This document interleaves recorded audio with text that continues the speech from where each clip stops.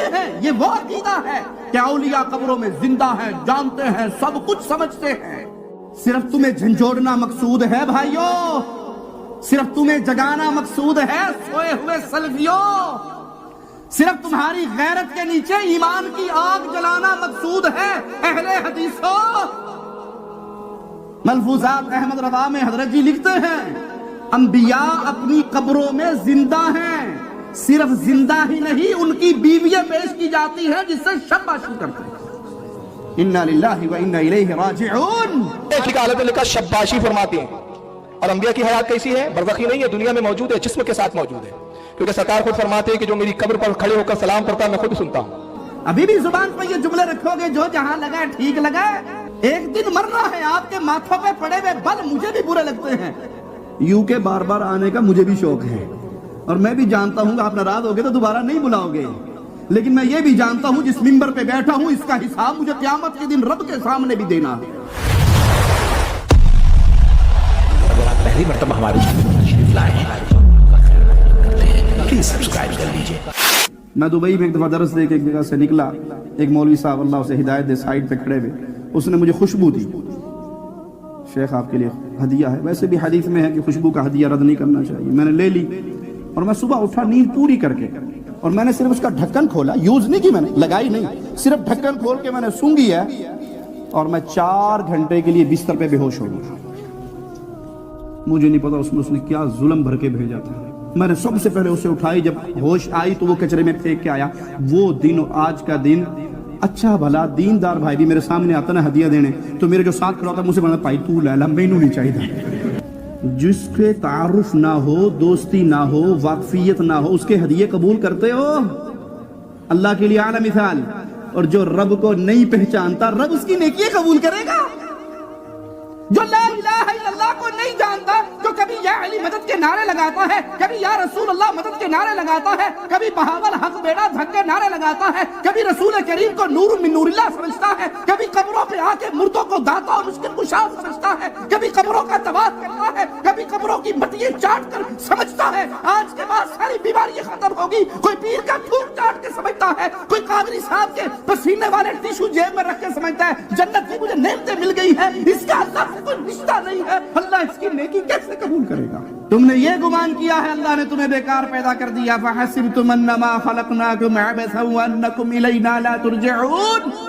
تم نے لوٹ کے اللہ کی طرف نہیں جانا، اگر جانا ہے، یقین ہے، دل مانتا ہے تو اس رب کو پہچانیے، عقیدہ توحید کو پہلے سیکھیے، نماز چھوڑ دیجئے، رک جائیے نماز سے اگر توحید کا شعور نہیں ہے، اس نماز کی کوئی قیمت نہیں۔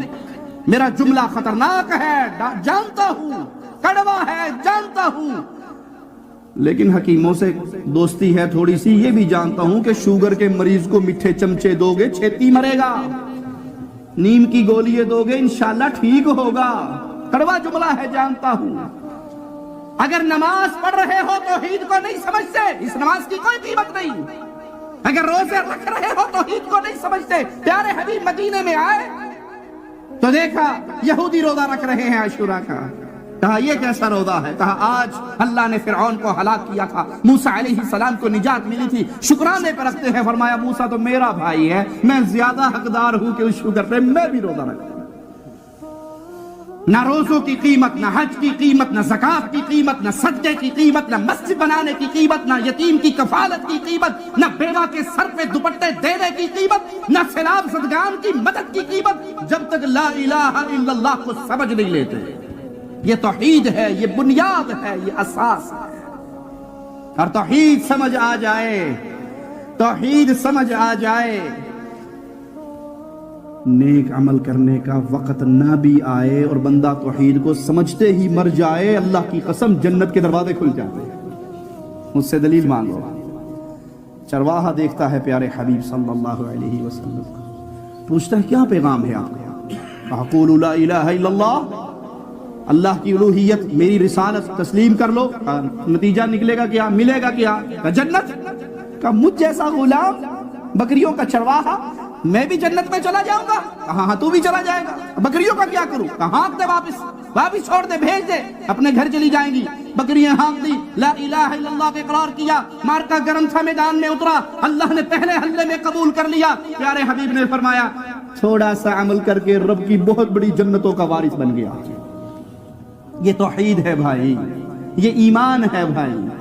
میرے رب نے فرمایا یا ابن آدم لو بلغ ذنوبک عنان السماء، آدم کے بیٹے اگر تیری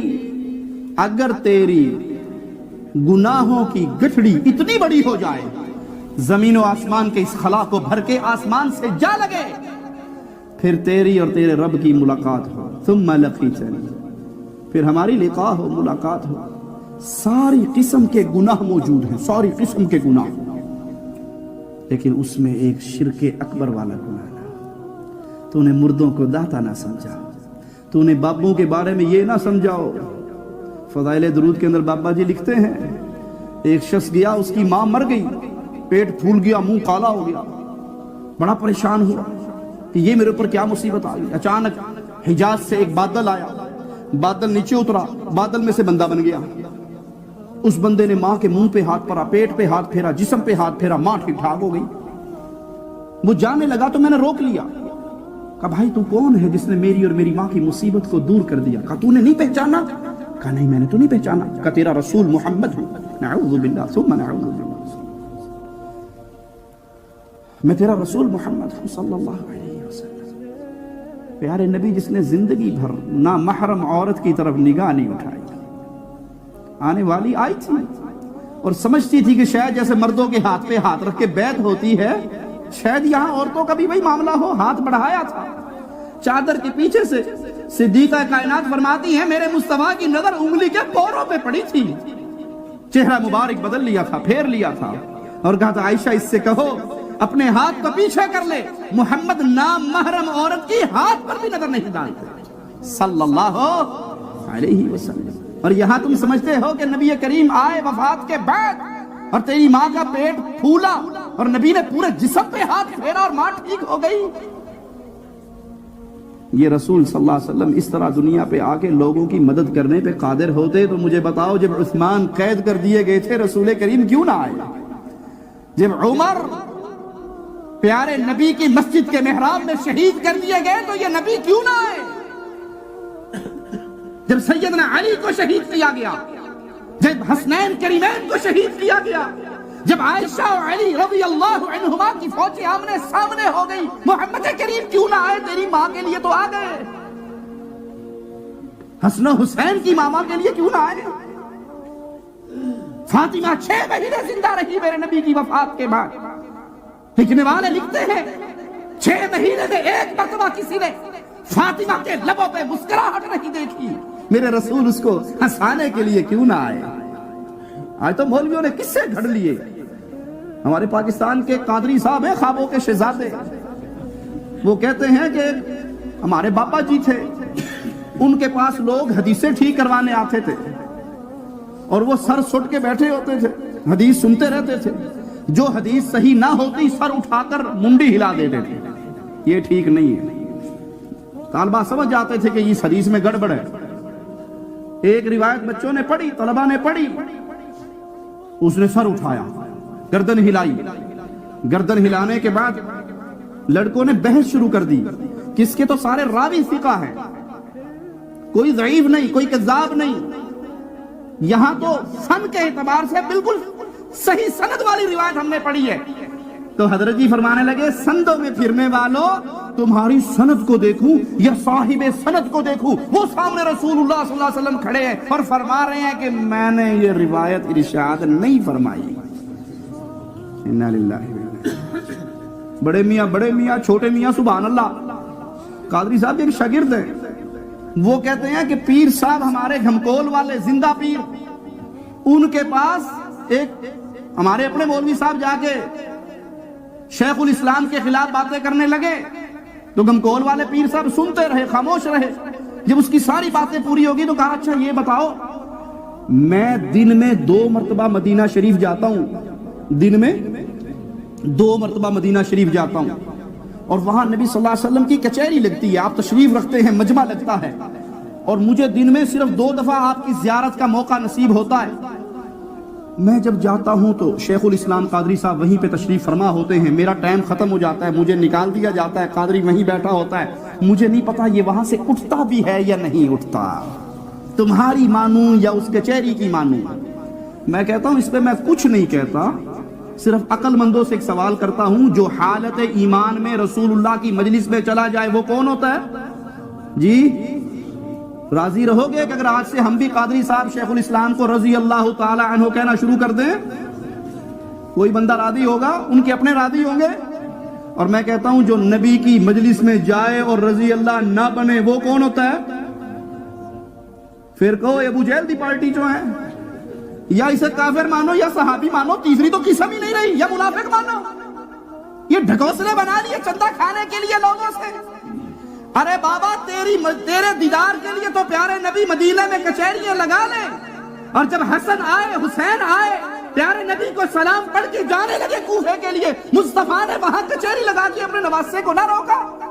عبداللہ ابن عباس نے روکا کہ آپ کی داڑھی سے میں لہو ٹپکتا ہوا دیکھتا ہوں، مجھے ڈر لگتا ہے جیسے عثمان کو اس کے بچوں کے سامنے شہید کر دیا گیا، اہل کوفہ آپ کے ساتھ بھی یہ سلوک نہ کرے، جانا ہے تو جاؤ، گھر والوں کو تو چھوڑ جاؤ۔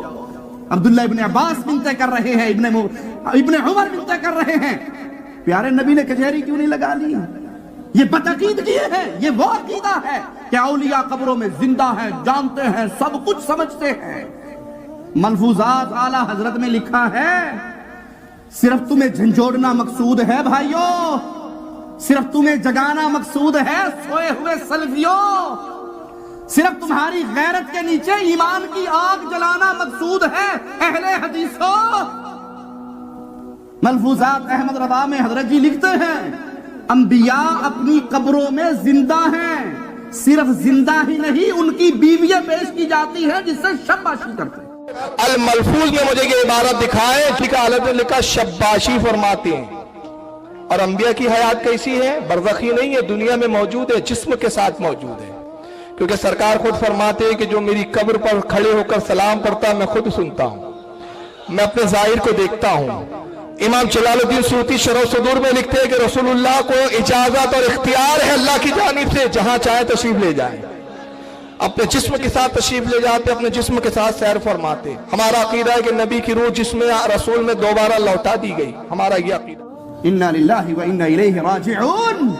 ابھی بھی زبان پہ یہ جملے رکھو گے جو جہاں لگا ٹھیک لگا، میٹھی میٹھی میٹھی میٹھی باتیں کر کے، اس سے یوسف علیہ السلام اور زلیخا کی باتیں بتا کے مولوی صاحب گھر چلے جایا کرو۔ ارے بھائی ایک دن مرنا ہے، ایک دن مرنا ہے، آپ کے ماتھوں پہ پڑے ہوئے بل مجھے بھی برے لگتے ہیں، یوں کے بار بار آنے کا مجھے بھی شوق ہے، اور میں بھی جانتا ہوں کہ آپ ناراض ہوگے تو دوبارہ نہیں بلاؤ گے، لیکن میں یہ بھی جانتا ہوں جس منبر پہ بیٹھا ہوں اس کا حساب مجھے قیامت کے دن رب کے سامنے بھی دینا ہے۔ آپ کے ہاتھ وہاں میرے گریبان کو پکڑ سکتے ہیں۔ یہ مولوی صاحب آئے تھے، ہنسا کھلا کر چلے گئے تھے، لوریاں سنا کے چلے گئے تھے، رسول کریم صلی اللہ علیہ وسلم کی مبارک صورت کو بیان کر کے چلے گئے تھے۔ ارے مصطفیٰ کی صورت میں کمال عرش والے اللہ کا ہے، سیرت میں کمال اللہ کا بھی ہے، اور محمد کی سیرت بھی ہے صلی اللہ علیہ وسلم۔ قربان جاؤں اس اللہ پہ جس نے میرے پیارے حبیب کا پیارا مکھڑا بنایا، قربان جاؤں اس اللہ پہ جس نے پیارے حبیب کو پیاری زلفیں دی، قربان جاؤں اس اللہ پہ جس نے پیارے حبیب کے موتی جیسے دانت دیے۔ لیکن مصطفیٰ کی صورت سے اختلاف نہ ابو جہل کو تھا، نہ ابو لہب کو تھا، نہ کفار مکہ کو تھا، نہ کفار طائف کو تھا۔ ان کو لڑائی تھی تو محمد کی سیرت سے تھی۔ یہ کیا کہتا ہے؟ اجعل الالہہ الہ واحدہ، ساروں کو چھوڑ کر ایک اللہ کا نام لو۔ ہم بھی کہتے ہیں بھائیو توحید کو سمجھو، عقیدے کو سمجھو۔ عمل برباد ہوں گے اگر توحید پلے میں نہ ہوئی، اور چھوٹے سے عمل بھی آپ کو جنت میں لے جا سکتے ہیں اگر ایمان ٹھیک